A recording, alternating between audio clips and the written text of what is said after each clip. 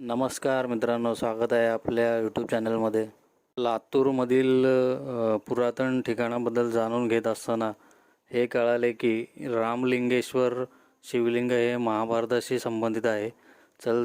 चला तर मग आपण आज रामलिंगेश्वर मंदिराचे दर्शन घेणार आहोत. रामलिंगेश्वर मंदिर हे काळेगल्ली स्थित आहे लातूरला तुम्ही बस ट्रेनने येऊ शकता. संदर्भ ग्रंथ महाभारत, अश्वमेध आणि पांडव प्रताप हे ग्रंथ आहेत. या ग्रंथांमध्ये या शिवलिंगाचं वर्णन केलेलं आहे. तर चला तर मग आपण ह्या शिवलिंगाविषयी, ह्या दुभंगलेल्या शिवलिंगाविषयी आपण जाणून घेणार आहोत. आत्ता आपण आलेले आहोत रामलिंगेश्वर मंदिरामध्ये. बघू शकता समोरच प्रवेशद्वार आहे. चला तर मग आपण आतमध्ये जाणार आहोत आणि रामलिंगेश्वराचे दर्शन घेणार आहोत आणि याची माहिती घेणार आहोत. पूर्णपणे मंदिर नवीन बांधकाम केलेलं आहे, कारण की जुनं मंदिर जे आहे ते फार पुरातन असल्यामुळे ते मोडकळीस आणलेलं आहे आणि नवीन बांधकाम केलेलं आहे. बघू शकता परिसर किती मोठा आहे मंदिराचा. खूप मोठं मंदिर आहे. लातूरमध्ये हे खूपच मोठं मंदिर आहे. मंदिरात प्रवेश करताच समोरच एक विठ्ठल रुक्मिणी मातेचंही तुम्हाला मंदिर दिसेल. हे बघू शकता विठ्ठल रुक्मिणीचं मंदिर आहे. हे मंदिर फारच पुरातन आहे आणि हे श्रीकृष्ण आणि अर्जुनाच्या संबंधित मंदिर आहे. आणि लातूरचा जो पहिला राजा होता, ज्या महाभारत काळामध्ये लातूरचे नाव रत्नापूर म्हणून होते आणि त्यावेळेस रत्नापूरवरती मयूरध्वज नावाच्या राजाचे राज्य होते. त्याच्याशी हे संबंधित मंदिर आहे आणि हे शिवलिंग आहे. चला तर मग मी तुम्हाला थोडक्यात या मंदिराच्या इतिहासाबद्दल मी थोडंसं सांगू इच्छितो. महाभारताच्या युद्धानंतर हस्तिनापूरचे राज्य आहे ते पांडवांना प्राप्त झाले. बघू शकता पूर्णपणे मंदिर हे नवीन आहे आणि मंदिराच्या समोरच नंदी आहे. तर मग पांडवांनी त्यावेळेस अश्वमेध यज्ञ केला होता आणि परत भ्रमणासाठी अश्व सोडला होता आणि तो अश्व लातूरला, म्हणजेच त्या काळच्या रत्नापूरला तो आला होता आणि मयूरध्वज राजाच्या पुत्राने म्हणजेच ताम्रध्वजने तो अश्व पकडला होता. आणि मग अर्जुन आणि ताम्रध्वजमध्ये 7 दिवस युद्ध झाले होते. बघू शकता तुम्ही मंदिर परिसर. लहान मुलं पण खेळत आहेत. लेडीज पुरुषही आलेले आहेत आज. खूप मोठं मंदिर आहे आणि खूप पुरातन असं आणि खूप जुनं असं मंदिर आहे. बघू शकता समोरच एक शिवलिंग आहे आणि हे जे आतमध्ये जे शिवलिंग आहे हे एक हे जे आतमध्ये जे शिवलिंग मयूरध्वज राजाच्या स्मरणार्थ हे शिवलिंग आहे. म्हणजेच त्या काळचं रत्नापूर आणि आजचं लातूर.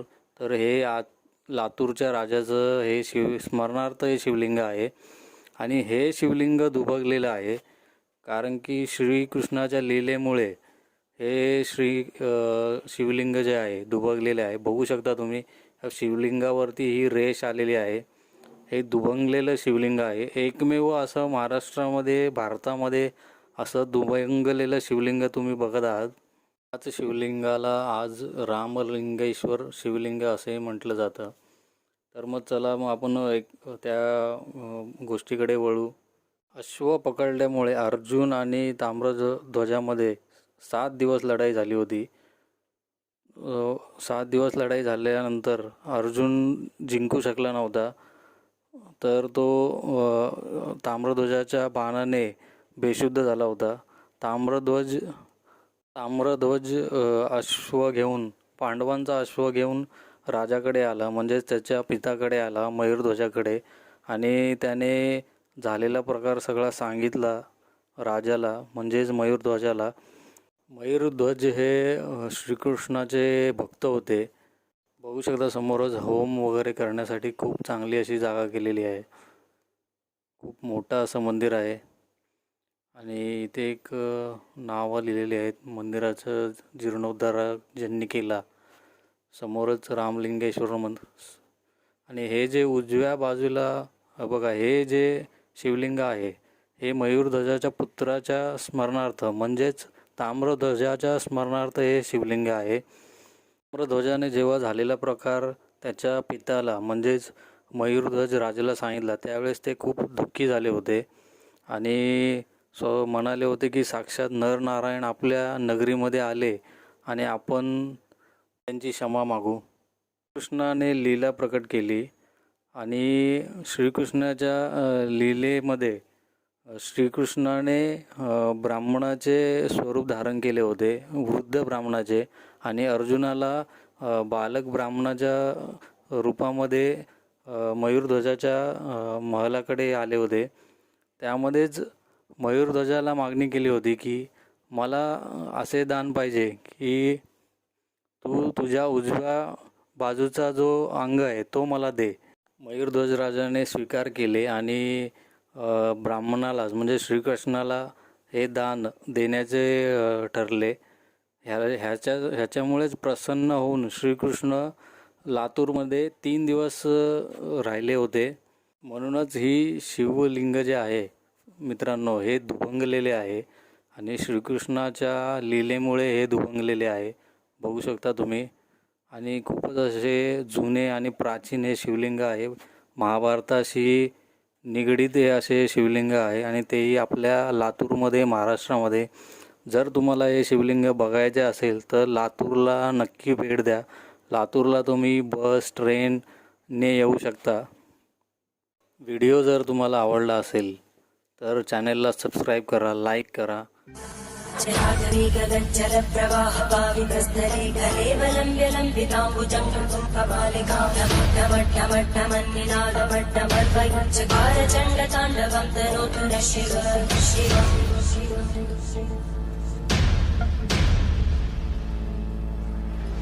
जटाकटाः सम्भ्रमभ्रमन्मलिन्दगच्छन्ति लोलवीचि वल्लरी विराजमानमङ्गलद्धगद्धगद्धगद्धगज्ज्वलल्ललाटकट्टव्यापके किशोरचन्द्रशेखरे रतिमिच्छरम्.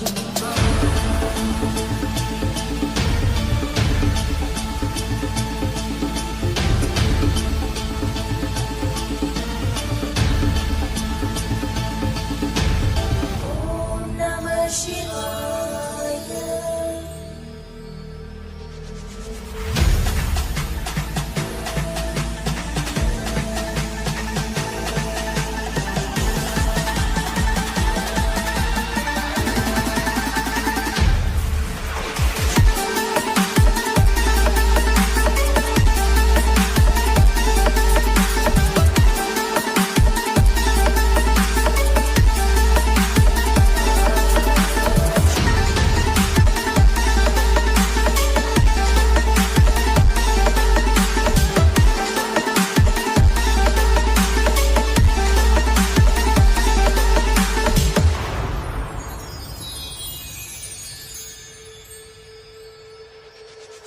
धराधरे धरन्ति विलासबन्धु बन्धुरा स्फुरन्ति गन्धसन्तति प्रमोदमाना